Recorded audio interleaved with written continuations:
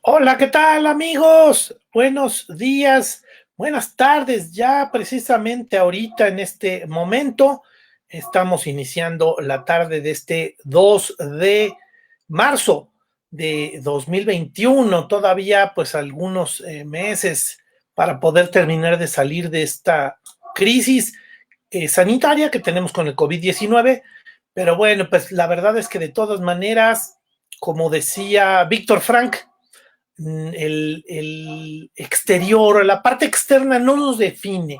Tenemos que definir nosotros nuestro comportamiento frente a los estímulos externos, frente a las condiciones externas. Y ese es precisamente el espíritu de mente sana en cuerpo sano. El contribuir a lo que dentro de lo que es ese esfuerzo que hace la revista Cuerpo Sano y nuestros grandes asesores en la revista para podernos platicar acerca de temas que nos ayudan a la salud física, pues también la idea es contribuir con este programa, con este espacio, pues para hablar acerca de la salud mental, del crecimiento personal, de aquellas cosas que incorporen riqueza en nuestra mente, riqueza en lo que sería nuestra visión del mundo, riqueza en nuestra cultura, riqueza en nuestra inteligencia. Entonces, bueno, pues en ese sentido es precisamente que estamos haciendo este esfuerzo de la revista, en la revista Corpo Sano, con el programa Mente Sana en Corpo Sano. Y muchísimas gracias, qué gusto que nos acompañen. Por favor, escríbanos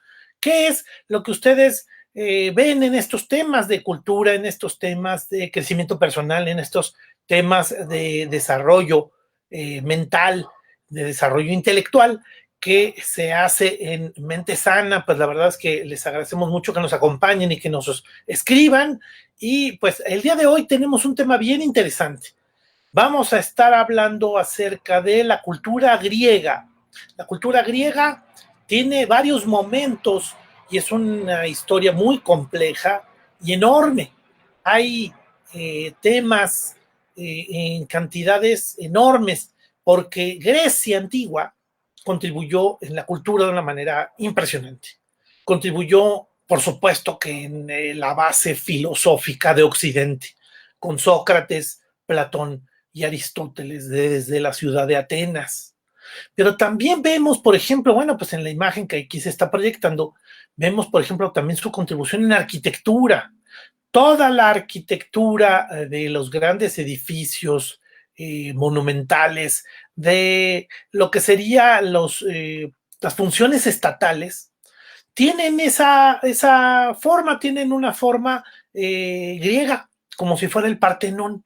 Si no, pues cómo podemos imaginar la Casa Blanca o el Capitolio o lo que sería el Gran Jurado en Nueva York, ¿no? La Suprema Corte. Y bueno, por supuesto, muchos edificios que tienen esa forma. ¿Por qué? Porque la arquitectura dejó un fundamento. Y también tenemos otros elementos de cultura y de historia que nos dejó la parte de Grecia antigua y de las cuales vamos a estar platicando el día de hoy, que precisamente pues vemos aquí en los momentos clave, en los momentos históricos, que vamos a estar platicando acerca de la historia de Grecia. Y si quieren, pues para poder empezar, vamos a hablar acerca de los puntos que consideramos en esta ocasión para hablar de los momentos claves. Si quieren, pasemos a la primera lámina para poder entender que la historia de Grecia tiene muchísimos años. Tiene muchísimos años. Surge, ven, aquí hay un mapa que nos muestra el Mediterráneo. El Mediterráneo, que sería este mar en medio rodeado de tierra, la única entrada de agua sería el sur de España o al norte de África, del lado izquierdo del mapa. Ahí es donde se mete el agua hacia lo que sería el mar Mediterráneo. Y el mar Mediterráneo, bueno, pues podemos ver toda una parte importantísima de España, todo el norte de África, llegando desde Marruecos, que está al lado izquierdo de su mapa, hasta ese punto verde que se ve del lado derecho en la parte de abajo del Mediterráneo, un triangulito verde, que sería donde termina el río Nilo. Ahí reside Egipto. Luego, todo lo que es la terminación del lado derecho del mar Mediterráneo se llama el levante mediterráneo. Y lo que está puesto en el circulito es lo que nosotros identificamos, ubicamos como Grecia, aunque Grecia en realidad pues tuvo presencia en diferentes lugares. Pero prácticamente la gran mayoría de los desarrollos de la historia de Grecia se hacen en ese círculo que incluye toda la península actual de Grecia, parte de lo que sería conocido también como los Balcanes, que es la parte de Grecia, la península, esta saliente triangular que vemos en el círculo. Luego, si ves también, pues hacia el norte se mete lo que sería este pequeño pedazo de mar que se llama el mar Egeo, y por supuesto el círculo está encimándose en parte de lo que sería la actual Turquía. Ahí también estaba lo que sería la historia de Grecia. Y bueno, al sur del circulito, la parte de hasta abajo del circulito, se ve una pequeña isla. Esa pequeña isla es la isla de Creta.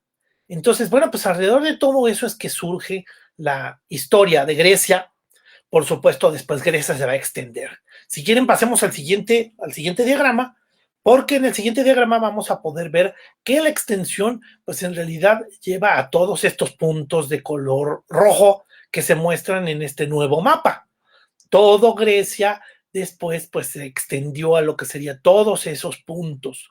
Todas esas partes en rojo se considerarían las partes que corresponden a los temas de colonias griegas que tuvieron presencia griega, que se desarrollaron a lo largo de toda la cultura. Por supuesto, entonces, todo lo que es la historia del Mediterráneo, toda la historia mediterránea, podemos englobarla en lo que sería la historia de Grecia.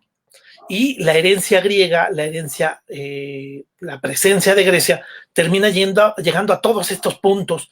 Por eso los romanos tienen una gran herencia griega, pero también en España existe una herencia griega en los puntos que vemos ahí, o en lo que sería el norte de África también vemos algunas extensiones griegas. Y bueno, de esa manera, cuando finalmente se hace el encuentro de dos mundos en 1492, hasta casi pues 2 siglos después, vamos, 2 milenios después, pues vamos a encontrar que esta historia termina pasando a América. Y bueno, por supuesto que la influencia termina siendo enorme en todos lados. Por eso nombré algunos edificios de Estados Unidos y por eso pues podríamos también irnos hacia el sur, hacia lo que sería América del Sur, en donde hay presencia evidentemente griega.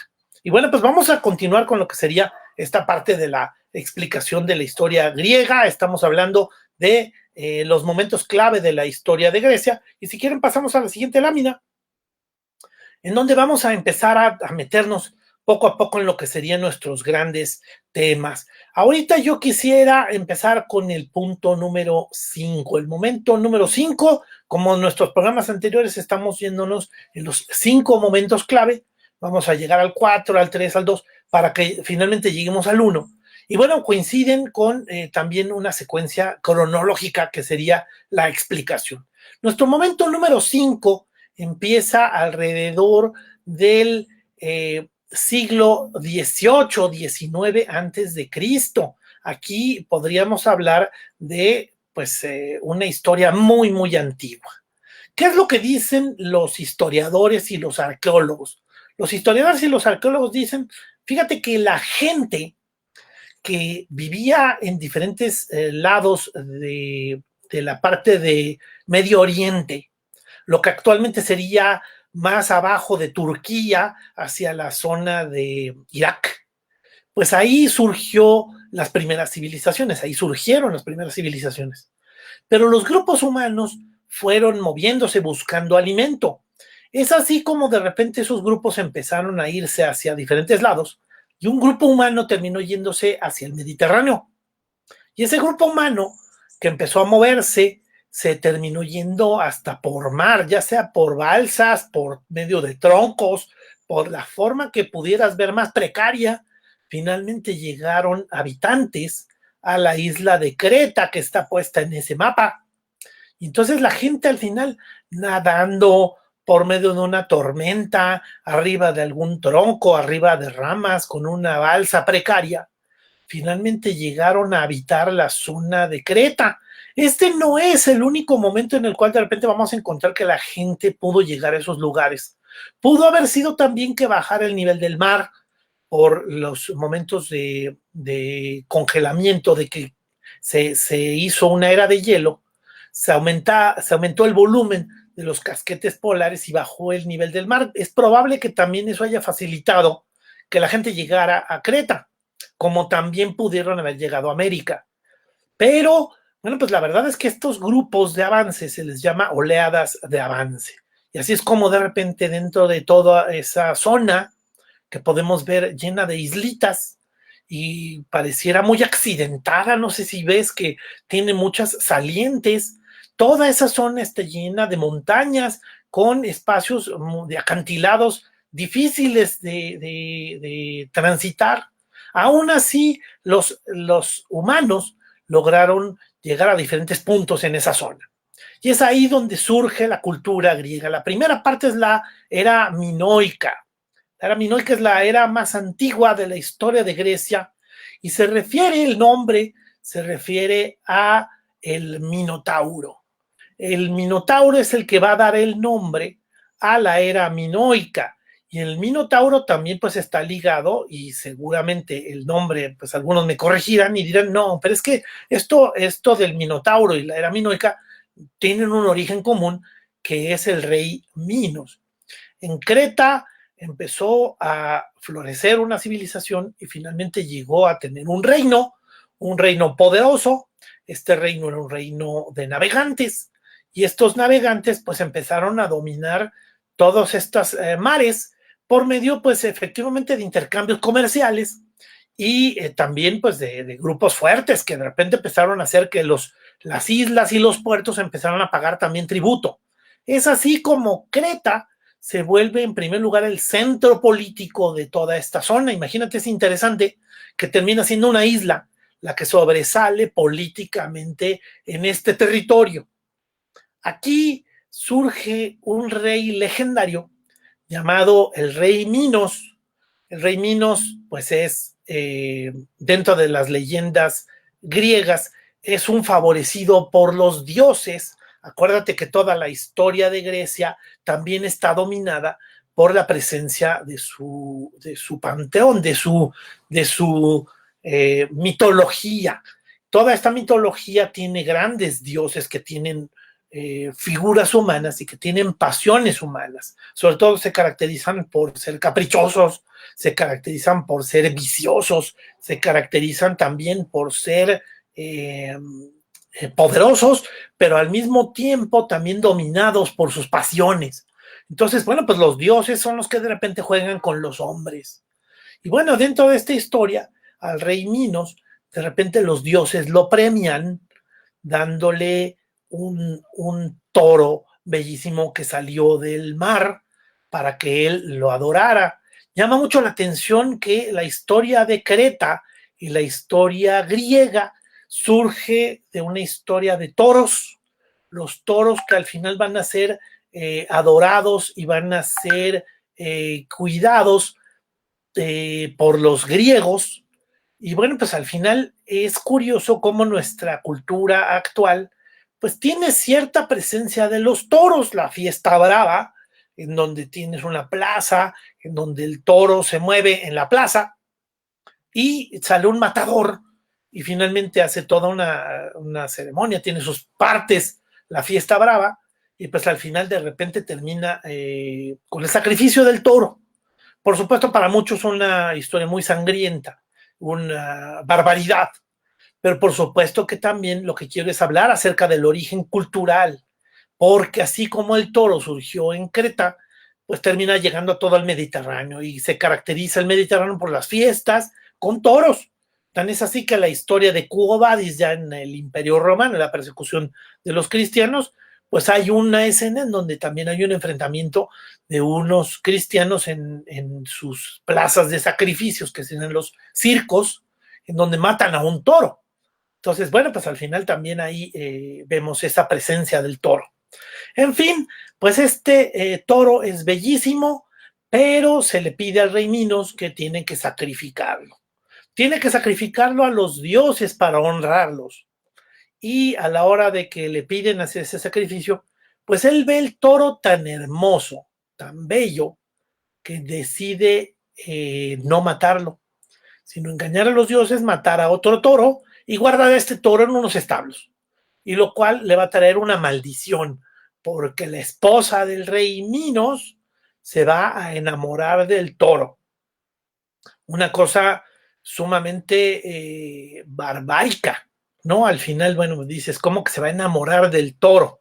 Y por supuesto, dentro de ese enamoramiento, la esposa del rey Minos le va a pedir a un ingeniero, al ingeniero Dédalo, que al final haga que le haga unos andamios, que le ponga forma de vaca y que al final pues termine haciendo toda una forma para que hagan el amor el toro y ella. Este es el palacio de lo que sería el rey Minos.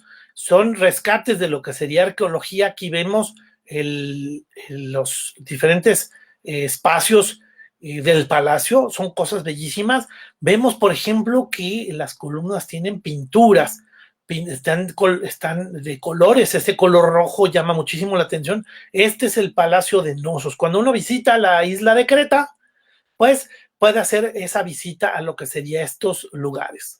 Al final de la monstruosidad de haber tenido relaciones sexuales la esposa del rey Minos con el toro, va a surgir un monstruo, que sería el monstruo del Minotauro. No sé si podríamos ver la siguiente lámina, en donde vamos a ver que la historia del rey Minos va a terminar con una maldición. El Minotauro, que va a tener forma de hombre, pero cabeza de toro, y que va a ser salvaje. Al principio, pues lo van a querer ahí cuidar y tranquilizar, pero sucede que de repente el toro mata personas y se las come. Y entonces, dentro de estas monstruosidades, el mismo ingeniero Dédalo tiene que construir un laberinto para meter al toro y que se quede ahí encerrado en el laberinto. Entonces también ahí se construye el laberinto. Dentro de la construcción del laberinto, el mismo Dédalo se va a perder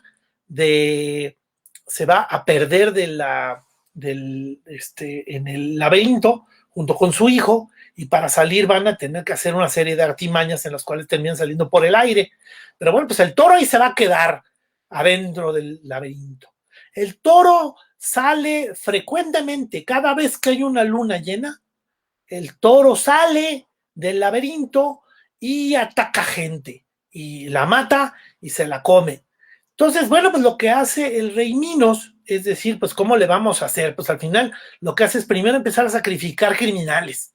Todos los criminales que hay en Creta y toda la gente que hace crímenes son castigados, enviados al Minotauro para que cada vez que sea luna llena y él se salga del laberinto, pues satisfaga sus necesidades de esa manera. Pero luego sucede que va a empezar a pedirle a sus colonias ese tributo. Entonces Atenas, que es una isla, un puerto que está empezando a tener poder, empezando a ser muy importante, termina pagando ese tributo, y entonces mandan unos barcos hacia la ciudad de Nosos, hacia la isla de Creta, y ahí se sacrifican personas. Se mandan varias personas para que una vez al año, para que satisfaga todas las veces que hay una luna llena, pues se maten hombres y mujeres que se envían desde Atenas hacia Creta. Y 3 veces se mandó ese barco hasta que finalmente el hijo del rey de Atenas, el rey Egeo, era el rey de Atenas, tiene un hijo que se llama Teseo. Teseo dice, ¿sabes qué? Mándame a mí, yo voy a liberar a Atenas del tributo que nos pide Creta para poder sacrificar hombres y mujeres. Y finalmente, bueno, pues Teseo, un poco contrariado el rey Egeo, va a permitir que vaya su hijo. El hijo se sube a un barco, el barco tiene unas velas de color negro, y esas velas de color negro son las que llevan en señal de luto pues a los hombres y mujeres. Parte de el tema va a ser que si logra Teseo su cometido de matar al Minotauro, va a regresar en el barco y le va a cambiar las velas y va a ponerle velas blancas. Y con las velas blancas va a poder finalmente viajar de regreso a Atenas, dando pues esa señal, porque tan pronto vean el barco con las velas blancas, pues la gente va a estar feliz y el rey va a poder ver desde lejos el barco para poder ver que tenga las velas blancas y con eso decir, ah, mira, pues sí, logró triunfar Teseo matando al Minotauro en el laberinto. Teseo va a llegar a Creta, va a ser recibido por el rey Minos, le van a dar un trato de príncipe. Ahí va a tener una cena en la cual va a conocer a Ariadna, que es la hija del rey Minos. Y finalmente Ariadna va a enamorarse de Teseo. Teseo pues va a tener que entrar al laberinto para matar al Minotauro y Ariadna en secreto se reúne con él antes, la noche anterior, a que lo sacrifiquen. Y pues a que se sacrifique, pues para poder hacer el enfrentamiento con el Minotauro. Y entonces, pues al final, Ariadna le va a dar un secreto. El secreto va a ser que le va a dar una ovilla, un tejido de un hilo de oro. Y le dice, mira, la forma en que puedes salir del laberinto, primer problema que tienes que tener, es que tan pronto vayas en el laberinto no te vayas a perder, porque no vas a poder salir. Y entonces lo primero es que tienes que amarrar a la puerta del laberinto este hilo, lo vas soltando conforme vas metiéndote al laberinto, para que cuando finalmente quieras salir, pues sigues el hilo de regreso y finalmente vas a poder escapar. Aquí también Teseo pues estaba también un poco impresionado por la belleza de Ariadna, y Ariadna también le dice, ¿sabes qué? Te voy a dar otro obsequio para poder garantizar que vas a lograr tu cometido. Y le da una espada especial con la cual va a matar al Minotauro. Teseo va a entrar al laberinto, va a amarrar el hilo a la puerta, va a irse metiendo. Al principio pues se oye un silencio muy impresionante. Poco a poco va avanzando por el laberinto, soltando el hilo, y de repente va a escuchar la respiración del Minotauro y los bramidos del Minotauro que terminan espantando terriblemente a cualquier persona que los escuche. Y por supuesto que el Minotauro está sediento para matar a alguien.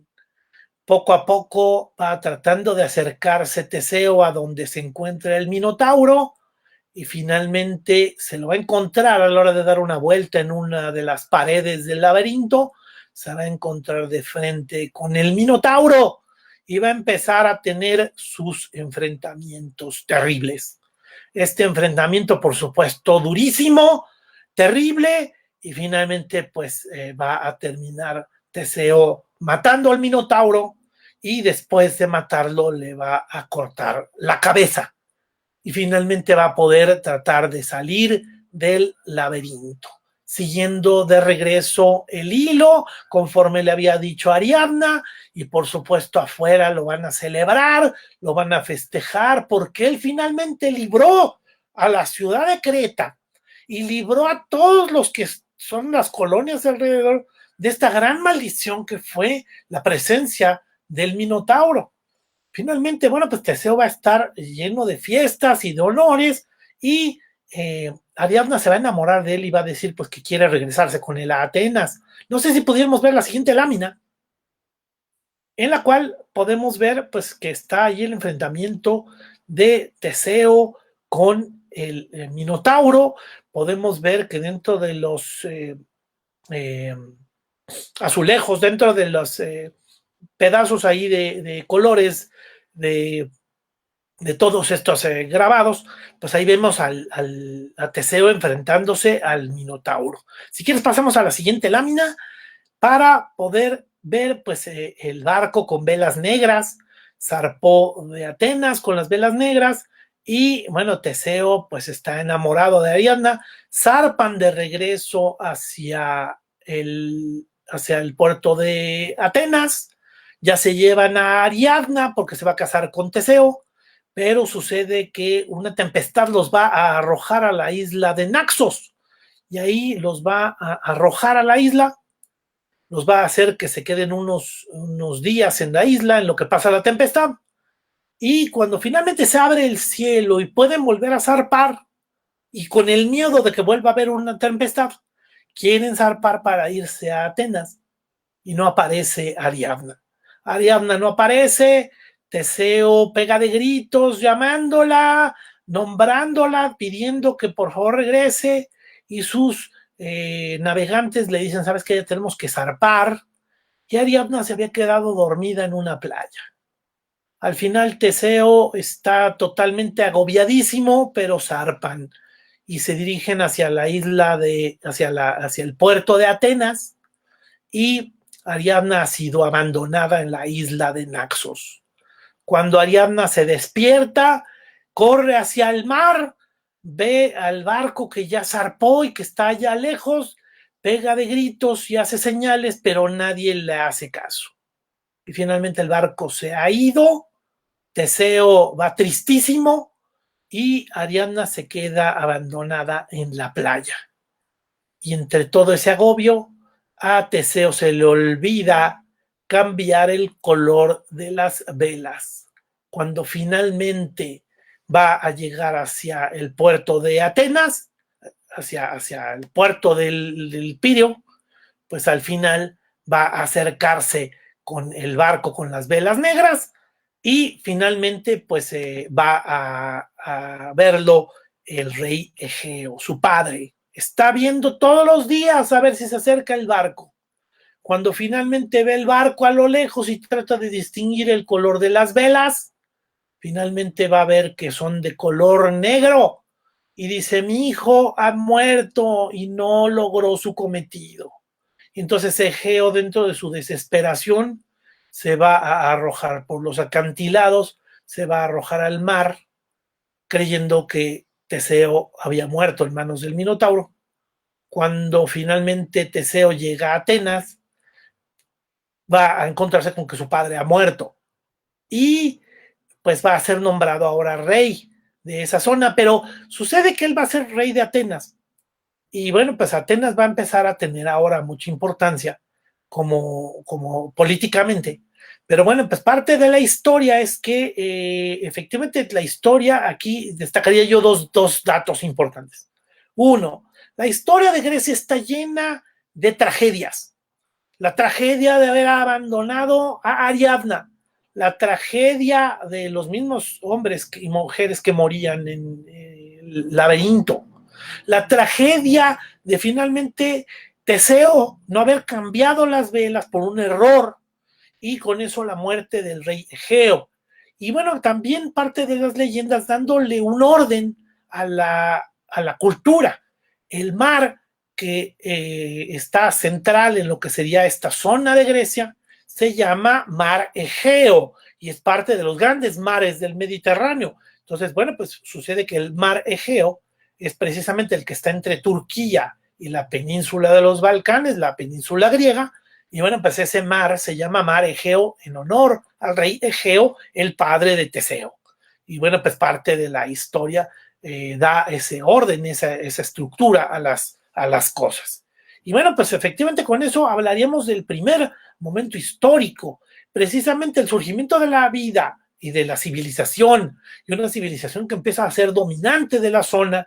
En Creta, la historia del toro, la historia del rey Minos, la historia de los dioses, y al final que van perdiendo poder los cretenses para pasar ahora el poder y el centro político a Atenas. Esa historia sería el primer momento histórico que está precisamente concentrado, explicado en lo que sería la historia de este primer momento histórico de la historia del Minotauro. Y con eso estaríamos hablando de ese quinto momento de lo que sería la historia de Grecia. Vamos a pasar al momento número 4. El momento número 4 es posterior a esta historia.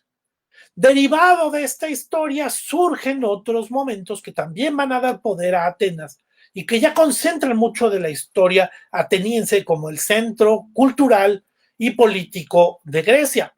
Precisamente aquí vemos, si se fijan en la imagen, vemos un caballito que tiene unas ruedas y por supuesto a la gente alrededor, chiquita, y en una ciudad. Esto es lo que caracteriza la historia de la guerra de Troya. Este es un segundo gran momento de la historia de Grecia, la historia de la guerra de Troya. La guerra de Troya que se desarrolla alrededor más o menos del año 1200 antes de Cristo. Acuérdense que los años van moviéndose de mayor a menor, antes de Cristo. Entonces te hablé acerca de la historia minoica, empezamos a hablar del 1800 antes de Cristo, poco a poco se van moviendo los tiempos y ahora ya llegamos al 1200 antes de Cristo con la historia de la guerra de Troya. Troya es una ciudad muy importante que se encuentra en la actual zona de Turquía. Es una ciudad que fue destruida, así que no se encontró durante muchísimo tiempo.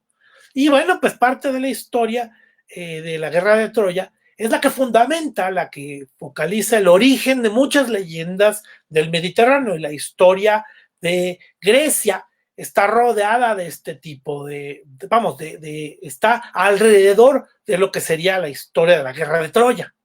Todos los grandes personajes, todos los grandes elementos monumentales de la historia, pues están alrededor de la guerra de Troya. Las grandes obras literarias de la Ilíada y la Odisea surgen por la guerra de Troya. Y bueno, pues precisamente por eso es importante la guerra de Troya como el fundamento más importante. Empieza la historia de la guerra de Troya, si quieren pasamos a la siguiente lámina, empieza con una leyenda terrible, la manzana de oro. Los dioses van a hacer una fiesta, pero no han invitado a la diosa de la discordia. La diosa de la discordia es la que origina todas las discordias, todos los problemas, todas las discusiones y los pleitos entre la gente. Y no la invitan por eso, porque ella provoca todas las discusiones. Y entonces, mientras están en la fiesta todos los dioses, sucede que se arroja en medio de la fiesta una manzana de oro que tiene escrito en la manzana, tiene la escritura diciendo para la más bella. Es decir, la manzana va a ser para la diosa más bella. Esta fue arrojada por la diosa de la discordia. Pero sucede que eso lo único que provocó es efectivamente que las diosas empiecen a enfrentarse. ¿Quién es la más bella? Y por supuesto, pues vamos a ver a las diferentes diosas enfrentándose y al final diciendo, ¿y cómo lo vamos a resolver? Termina metiéndose Zeus a decir, ¿sabes qué? Pues que lo resuelvan los hombres. Y dentro de esa solución de la manzana de oro, para cuál diosa le debe de tocar, pues van a acudir con el hombre más hermoso que existe sobre la tierra, que es el príncipe Paris. El príncipe Paris es el hijo del rey Príamo de Troya, y el príncipe Paris, pues va a ser al que van a acudir las diferentes diosas para prometerle diferentes cosas a ver si las escogía. Y finalmente Afrodita va a ser la que le va a decir, la que le va a dar al clavo. Le va a decir, ¿sabes qué? Yo te ofrezco a la mujer más bella que se enamore de ti si tú me concedes la manzana y decides que yo soy la más bella. Y le habían ofrecido diferentes cosas, le habían ofrecido sabiduría a París, le habían ofrecido riqueza, le habían ofrecido poder, pero al final le ofrecieron a la mujer más bella y eso fue lo que escogió. Y finalmente, pues él lo que va a hacer es entregarle la manzana de oro a Afrodita y Afrodita va a provocar que se enamore de la mujer más bella, pero la mujer más bella está casada. La mujer más bella es Helena. Helena que va a estar casada y bueno, pues al final el rey Paris, el príncipe Paris va a ir de visita a la ciudad en donde ella está habitando y finalmente la va a raptar. El rapto de Helena provoca que todas las ciudades griegas se enfrenten a Troya por ese rapto. Pero también el enfrentamiento, hay que entender lo que es un enfrentamiento también comercial, es un enfrentamiento económico. Troya es muy importante, domina el mar Egeo en cuanto a lo que sería el control comercial. Y precisamente ese dominio, pues es el que hace que al final, pues todos los demás pueblos griegos quieran destruir a Troya. Eso es lo que provoca finalmente pues, una serie de leyendas. La historia de Troya es enorme, la guerra de Troya va a durar 20 años. Y bueno, pues al final va a terminar con la historia del caballo, que es con la forma como finalmente los griegos van a terminar engañando a los troyanos, entrando a la ciudad, matando a todo el mundo y rescatando a Helena. Y así es como va a terminar esa historia. Si quieren pasamos a lo que sería la siguiente lámina, porque se explicaría una serie de eventos. Aquí vemos, por supuesto, a Príamo enamorado de Helena y, por supuesto, esto como fruto de que los dioses están jugando con los hombres. Y bueno, pues si quieren pasamos a la siguiente lámina. Aquí vemos los grandes enfrentamientos. Uno de los más llamativos es de los hombres más valerosos. Héctor, que se enfrenta a Aquiles, que es el hombre más fuerte y más poderoso en las batallas. Finalmente van a matar a Héctor. El cuerpo de Héctor va a ser arrastrado alrededor de la ciudad de Troya varias veces por una carroza con caballos para que se destruya y se deteriore el cuerpo. Es parte del odio que Aquiles le tiene a Héctor. Y Aquiles finalmente va a morir por un flechazo en uno de los talones, que precisamente es el talón en donde tiene debilidades Aquiles, que es un hombre muy fuerte al que le rebotaban las flechas en su armadura. Y bueno, pues al final esa es parte de los enfrentamientos. El pobre Héctor va a ser víctima de la guerra de Troya. Y bueno, pues si quieren pasamos a la siguiente lámina, porque aquí veríamos la gran muralla de la ciudad de Troya. Troya es una ciudad amurallada, las murallas son enormes. Parte de la leyenda de Troya es que las murallas las construyó Hércules y bueno, pues nadie puede sobrepasar esas murallas. Por eso es que para poder entrar a la ciudad los griegos, que aquí vemos la cantidad de soldados es enorme, la película que se hizo hace poco acerca de la guerra de Troya es formidable por la cantidad y la bestialidad de lo que es la escenografía, los actores, por supuesto seguramente una serie de efectos especiales, pero la verdad es que llama muchísimo la atención la forma como se construyó esa película, que refleja muy claramente lo que sería parte de la historia. La verdad es que yo creo que es una de las historias que tiene ciertos elementos apegados a la historia de la guerra de Troya, tratando de darle también un sentido más humano, porque no ponen a Aquiles como un hombre sobrehumano, nada más muy habilidoso. Y bueno, por supuesto, también con una serie de condiciones humanas terribles. Y por supuesto, los egoísmos, Agamenón, Menelao, Paris, el rey el hijo del rey Príamo, también como un hombre cobarde, que al final, pues por supuesto que se terminó raptando a la mujer, pero que nada más lo único que provocó fue esta guerra. Y bueno, pues la verdad es que el tema termina siendo muy interesante, toda la historia de la guerra de Troya, muy bien elaborada. Y bueno, pues al final con la destrucción de la ciudad, con lo que sería el caballo de Troya. No sé si podemos ver la lámina siguiente, en lo que sería la, la, las imágenes.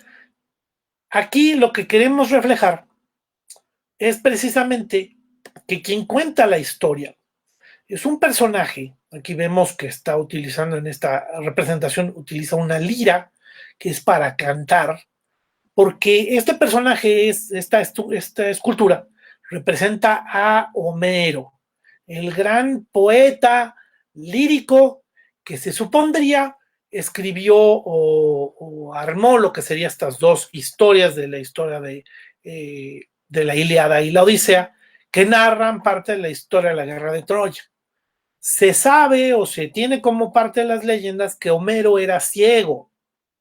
Y bueno, pues aquí lo reflejan, efectivamente en la estatua es ciego, aunque hace los cantos. Canta o musa la cólera del Pélida Aquiles, cólera funesta, que causó infinitos males en los griegos y precipitó al infierno a muchas almas valerosas de héroes, de las que hizo presa de perros y pasto de aves.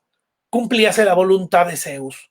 Todos estos cánticos hermosos, sorprendentes, pues por supuesto que los hace alguien al que nosotros ubicamos como Homero, pero la verdad es que las narraciones tienen mucha luz, mucha vida, muchos colores, hacen referencia a condiciones geográficas, físicas, que difícilmente escribió alguien que fuera ciego. Entonces, bueno, pues parte de la historia se duda de que pudiera haber sido escrita por un ciego.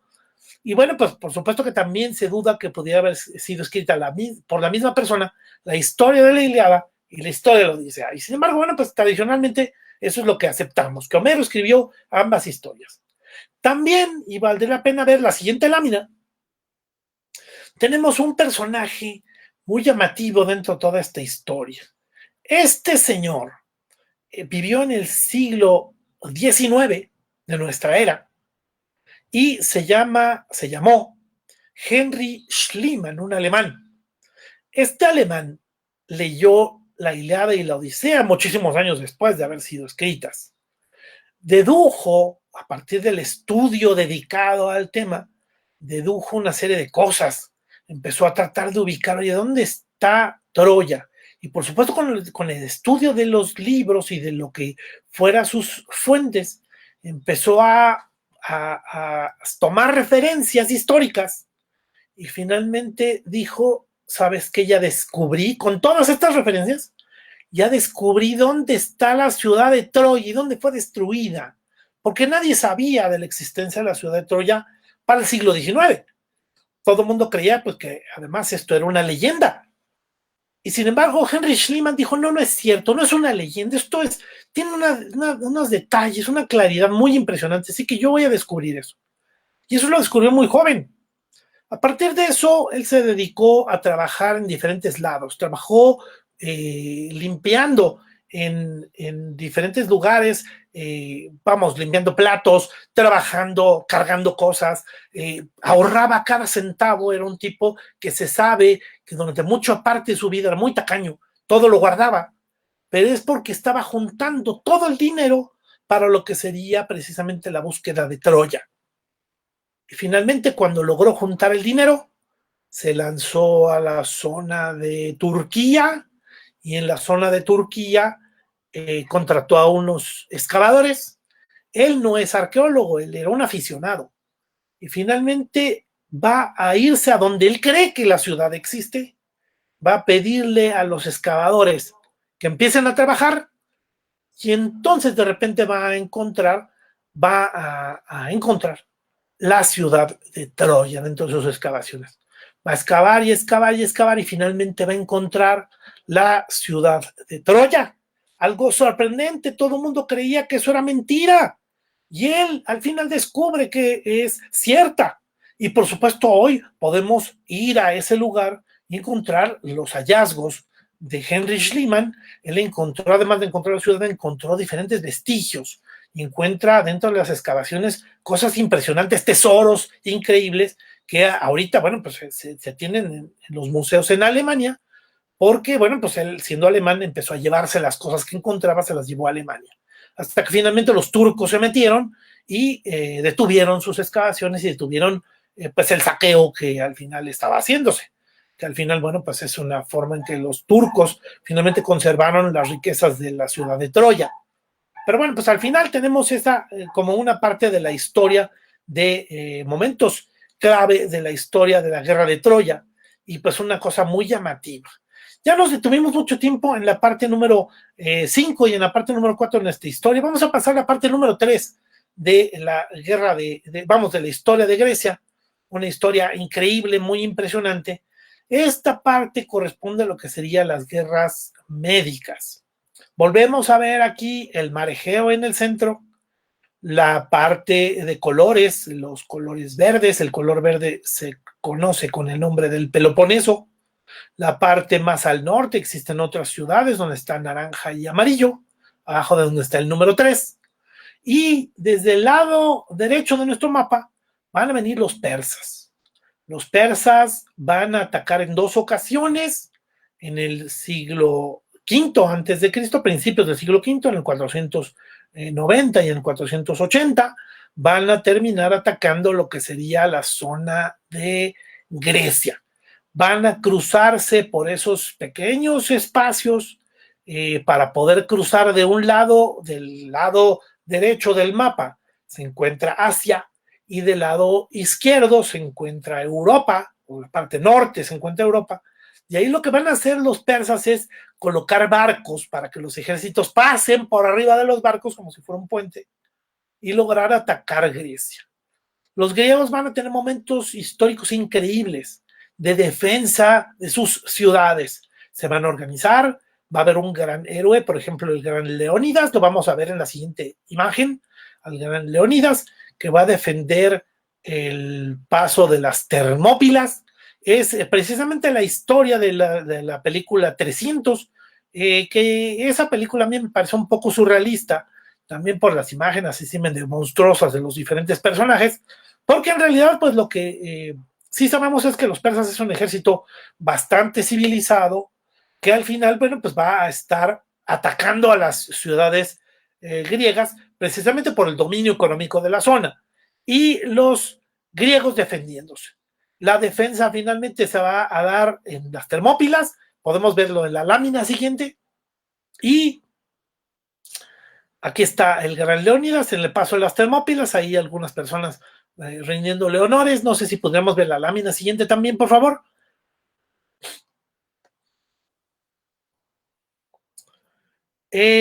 Aquí los griegos también, para defenderse de la ciudad, para defenderse del ataque de los persas, van a acudir a Delfos. Estos son las ruinas actuales de Delfos.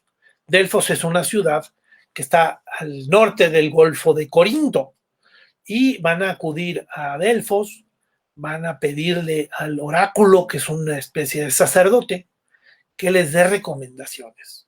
El oráculo es un adivino, y al final les va a dar una serie de recomendaciones diciéndoles tienen que cuidarse haciendo una muralla de madera. Eso va a traer consigo la leyenda, la historia de lo que sería, bueno, esa no es leyenda, es una historia de la parte de el enfrentamiento que van a tener en Atenas para saber cómo se van a defender. Los griegos, dentro de sus defensas en contra de los persas, les dicen, ¿sabes qué? Tienes que construir una muralla de madera. Entonces va a haber dos personajes, Arístides, el justo, y Temístocles, y Arístides va a decir que se construya la muralla, como le dijo el oráculo. Sin embargo, Temístocles dice, no, es que es una metáfora, es una metáfora. Lo que debemos construir son barcos para enfrentarnos a los persas. Debe haber una flota. Dentro de ese enfrentamiento, pues va a haber votaciones. Aquí podemos ver la siguiente lámina. En la siguiente lámina vemos a Arístides el Justo, que es precisamente el que está defendiendo que se construya una muralla para defender la ciudad, una muralla de madera. Por supuesto que al final la historia va a conceder la razón a su oponente, a Temístocles, que dice no hay que construir barcos. Esto se va a decidir por medio de unas votaciones. Entonces llama también aquí la atención, por ejemplo, la presencia de los votos. Si quieres, pasamos a la siguiente lámina y podemos ver lo que serían las votaciones que se hacen por medio de un ostracón, que es un pedazo de vasija. De cualquier modo, amigos, yo les recomiendo que no se pierdan en la noche lo que sería el programa Triálogos a las 19 horas. Ahí vamos a hablar acerca de la era del malestar. Precisamente todos estos momentos históricos que estamos viviendo de la era del malestar, pues llaman muchísimo la atención, porque hay enfrentamientos en diferentes lugares. En Chile, que sería la imagen, pero también tenemos los chalecos amarillos en Francia, enfrentamientos, por ejemplo, el mismo de Trump, que se metieron unas personas ahí al Capitolio y que hubo enfrentamientos, hubo muertos.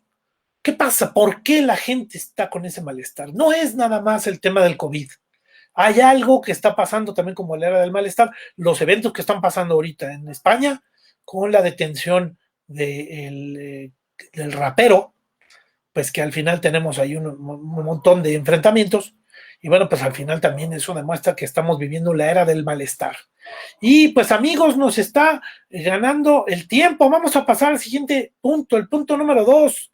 El punto número 2 hace referencia a lo que sería la historia de la guerra del Peloponeso. El Peloponeso en este mapa ahora está puesto en lo que sería la parte roja del mapa. Es la parte sur de la península de los Balcanes, la península griega, toda saliente de tierra. Es prácticamente lo que sería el Peloponeso, es eso que parece una isla en la parte de abajo de Grecia, pero está unida con un pedazo de tierra hacia el resto del continente. Entonces ese es el paso de Corinto y el estrecho de Corinto. Y bueno, todo lo que sería el golfo que divide la tierra del sur con la tierra del norte se llama el Golfo de Corinto. Ahí es donde describía que estaba también en uno de los puntos, ahí cerca del Golfo de Corinto, se encuentra la ciudad de Delfos. Y bueno, pues al final, como los griegos le van a ganar a los persas en esos enfrentamientos, en la batalla de Salamina, en la batalla de Maratón, en la defensa de las Termópilas, pero finalmente los griegos logran expulsar a los persas para que se regresen a su imperio, que está del lado derecho del mapa. Ahora los griegos, que son poderosos y que tienen también todos sus barcos dominando el mar Egeo y cobrando tributos a las diferentes ciudades a los alrededores, pues hace que ahora se enfrente Esparta con Atenas. Atenas es precisamente el más poderoso y Esparta es poderoso militarmente y quiere tener el dominio militar y político sobre la zona. Eso va a provocar que se enfrenten ambos grupos, los atenienses contra los espartanos. Aquí llama la atención, si quieres pasamos a la siguiente lámina. Aquí llama la atención, bueno, por supuesto, uno, aquí la demostración de riqueza. Vean el Partenón, lo que serían sus imágenes originales. El Partenón, antes de ser destruido, pues era una cosa hermosa. Vean sus frisos, sus relieves, sus columnas. Es una cosa impresionante de belleza. Y bueno, por supuesto que eso demuestra también la riqueza que se vivía en la zona. Precisamente toda la riqueza por el dominio comercial y el dominio político del lugar por parte de Atenas. Y si quieres, vemos la siguiente lámina. La siguiente lámina nos muestra al gran político Pericles. Pericles es el gran dirigente político de Atenas. Si pudiéramos mostrarlo en la lámina, por favor, en donde, bueno, pues vemos a Pericles, que domina sobre lo que sería la política de este lugar. Aquí está el gran Pericles.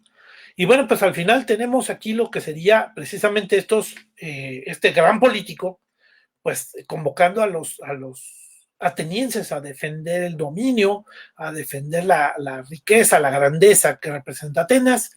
Parte de su discurso es diciendo somos poderosos y somos fuertes como soldados y como visión griega, porque nosotros defendemos la democracia. Y hace una referencia a la democracia como el gran cimiento, como la gran base de lo que es toda la cultura y la riqueza griega. Si somos poderosos es porque vivimos bajo una democracia. Y eso es lo que él va a reflejar. Ahora, ¿cuál va a ser parte de los problemas que va a vivir Atenas? Una es una epidemia. Se va a vivir una epidemia, seguramente es una epidemia parecida a la viruela o al sarampión, pero la gente va a tener unas fiebres espantosas, se va a arrojar a las fuentes en su sed insaciable que va a tener. Por supuesto, el contagio va a ser terrible y se va a empezar a morir muchísima gente adentro de la ciudad. Y finalmente Pericles va a morir de la misma peste de Atenas. Y bueno, pues eso va a tener un poco una decadencia, una debilidad por parte de Atenas. Y luego dentro de la misma guerra que van a tener algunas derrotas importantes. Al final el gran ganador va a ser Esparta, pero la verdad es que el debilitamiento de las mismas ciudades griegas son terribles. Si quieres pasamos a la siguiente lámina, vamos a ver a Esparta como la gran ganadora. Lo podemos ver en su imagen, pues de lo que sería como soldados. Y finalmente dentro de esta historia de Esparta como gran triunfador, lo que provocó que Esparta ganara y que se presentara esta guerra de Peloponeso, pues es el debilitamiento de las ciudades. Y esto va a traer nuestro momento número 1, que también a ver si pudieran mostrarnos en las láminas. El momento, ahí vemos Esparta y vemos en la siguiente lámina, por favor. El momento número uno va a ser el surgimiento de Alejandro Magno en el siglo IV antes de Cristo. Momento número uno va a ser el dominio de los macedónicos. Macedonia, que es una zona al norte de Grecia, va a dominar el territorio griego. Primero va a conquistar a todas las ciudades griegas por su debilitamiento por la guerra del Peloponeso, y finalmente va a extender el territorio y dominio griegos. Él va a ser un alumno de Aristóteles, el gran filósofo. No sé si podemos ver la siguiente lámina, por favor, en la cual vemos la expedición de Alejandro. Si se fijan, a ver si logramos entender un poco el mapa. Del lado izquierdo vemos la península de los Balcanes, el surgimiento de Alejandro en ese punto, al norte de los Balcanes, al norte de la península griega, y luego cómo va a ir extendiéndose. Primero se va a ir a cruzar hacia la zona persa, va a irse poco a poco sobre la zona actual de Turquía, va a irse por el levante mediterráneo y va a llegar a Egipto, y finalmente de ahí se va a ir hacia el este, llegando hasta Pakistán, la India y la zona del Punjab, en donde, bueno, pues al final ahí es todo un dominio griego.